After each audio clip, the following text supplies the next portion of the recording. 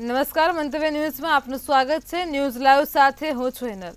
મહેસાણાથી મહત્વના સમાચાર સામે આવી રહ્યા છે। બ્રેકિંગ ન્યૂઝ સામે આવ્યા છે મહેસાણાથી। તો ન્યૂઝ લાઈવમાં આપણે વાત કરી રહ્યા છીએ। મહેસાણાથી સમાચાર સામે આવ્યા છે। વિસનગર કોંગ્રેસ મુક્ત બનવાનો દાવો છે। 13 ગામના 350 કોંગ્રેસના કાર્યકરો સરપંચ બીજેપીમાં જોડાયા છે। તો આરોગ્ય મંત્રી ઋષિકેશ પટેલના નિવાસસ્થાને કાર્યક્રમ યોજાયો। આમ આદમી પાર્ટીના તાલુકા સદસ્યો એકતા પટેલ ભાજપમાં જોડાયા છે। વિસનગર તાલુકો કોંગ્રેસ મુક્ત બનવાનો દાવો કરી રહ્યો છે। સમાચાર સામે આવી રહ્યા છે। તો આરોગ્ય મંત્રીનો દાવો છે કે વિસનગરને કોંગ્રેસ મુક્ત કરવો। સૌથી વધુ લીડ મહેસાણા બેઠકથી આવવાનો પણ તેમણે દાવો કર્યો છે।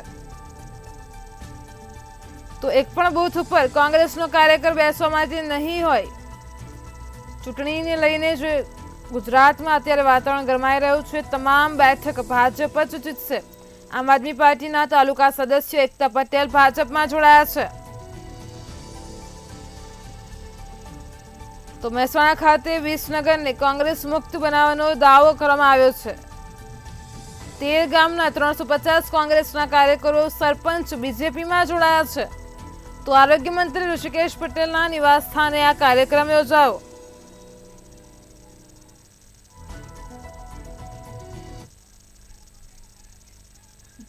કાર્યકર્તાઓ જોડાયા છે। આશરે 15 જેટલા ગામોમાંથી જોડાયા છે અને આ કાર્યકર્તાઓ એવા છે કે જે કોંગ્રેસ માટે બૂથ ઉપર મહેનત કરતા હતા અને એક એક કાર્યકર્તા ઓછામાં ઓછા પોતાના મત વિસ્તારની અંદર અથવા તો પોતે જ્યાં રહે છે ત્યાં ઇન્ફ્લુઅન્સ પીપલ હતા કે જેઓ હંમેશા કોંગ્રેસ માટે કામ કરતા હતા। પરંતુ હવે જ્યારે દેશની ચૂંટણી છે એટલે આદરણીય નરેન્દ્રભાઈ અને જે રીતે વિકાસની રાહ ઉપર જોડાવાની આજે એમને મક્કમતાથી નિર્ધાર પણ વ્યક્ત કર્યો છે। આજે 450 થી 500 જેવા કાર્યકર્તા એટલે આપ સમજી લેજો કે એક કાર્યકર્તા 100 થી 150 મત ઓછામાં ઓછા ઇન્ફ્લુઅન્સ કરી શકે એવા કાર્યકર્તાઓ છે અને એમાં પણ અમારા કાંસા એનએના ડેલિગેટ પણ જોડાયા છે, બીજા કેટલાક હોદ્દેદારો પણ જોડાયા છે। એટલે આ મજબૂત જે કોંગ્રેસના કાર્યકર્તા કહેવાય એવા કોંગ્રેસના કાર્યકર્તાઓ આજે જોડાઈ રહ્યા છે। હું ખાતરીથી દાવાથી કહી શકું છું કે જ્યારે પણ કોંગ્રેસનો ઉમેદવાર આવશે એટલે બૂથ ઉપર બેસવાવાળો કાર્યકર્તા કમસે કમ વિસનગરમાં તો નહીં જ હોય।